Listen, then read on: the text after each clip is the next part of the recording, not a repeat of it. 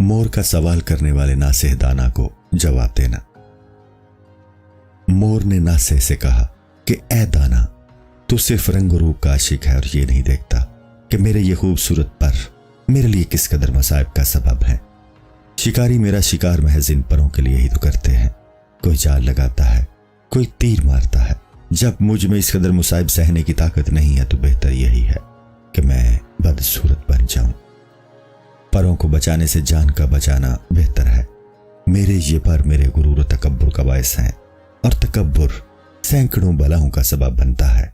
جس طرح مور کے پر اس کے مصائب کا سبب ہیں، اسی طرح دنیا کے ہنر، فریب اور دنیا کی عقل بھی انسان کے لیے وبال جان ہے۔ گناہ کے کر سکنے اور نہ کر سکنے کا اختیار صرف اس شخص کے لیے مناسب ہے جس میں تقوی ہو، اور اگر تقوی نہیں ہے تو پھر اس کے لیے اختیار رکھنا مناسب نہیں ہے۔ پھر وہ اسباب و ذرائع جن سے برائی کرنے پر قدرت حاصل ہو سکے انسان کی تباہی کا سبب ہے۔ میرے غرور کا سبب میرے پر ہیں، اس لیے میں ان کو ہی ختم کیے دیتا ہوں۔ جو صابر ہو صرف وہی ان اسباب کو سمجھ سکتا ہے۔ صابر اپنے صبر کی ڈال سے اپنا بچاؤ کر سکتا ہے، لیکن میں چونکہ ناچنے اور پروں کی نمائش سے صابر نہیں ہوں، اس لیے میرے پر میرے دشمن ہیں۔ اگر انسان صابر ہو تو برائی کی قدرت ہوتے ہوئے برائی نہ کرنا بہت زیادہ افضل ہے۔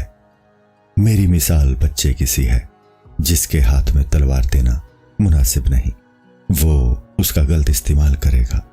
تلوار ہمیشہ عقل مند کے ہاتھ میں ہی ہونی چاہیے تاکہ وہ تلوار کا صحیح استعمال کرے۔ جبکہ مجھ میں عقل سلیم نہیں ہے تو مجھے اپنے ہتھیار یعنی اپنے پر اپنے پاس نہیں رکھنے چاہیے۔ اگر انسان میں تلوار سنبھالنے کی طاقت نہیں ہے تو دشمن اس کی تلوار چھین کر اسے ہی کا خاتمہ کر دے گا۔ میں اپنے نفس کو ذلیل کرنے کے لیے اپنے پر اکھاڑ رہا ہوں تاکہ اس کے جمال و کمال کے اسباب ہی باقی نہ رہیں۔ پر اکھاڑنے میں میری یہ مصلحت ہے تو پھر پر نوچنا گناہ نہیں ہے۔ اگر مجھ میں پردہ پوشی کی طاقت ہوتی تو پھر میں پر نہ اکھاڑتا۔ چونکہ مجھ میں گناہ کے اسباب کے ہوتے ہوئے گناہ سے بچنے کی طاقت نہیں ہے، اس لیے میں اسباب ہی کو ختم کر رہا ہوں۔ دراصل میں خود اپنا دشمن ہوں۔ جب تک بھی جان میں جان ہے میں بھاگتا رہوں گا، لیکن اپنی برائی سے خود بچ جانا بہت مشکل کام ہے۔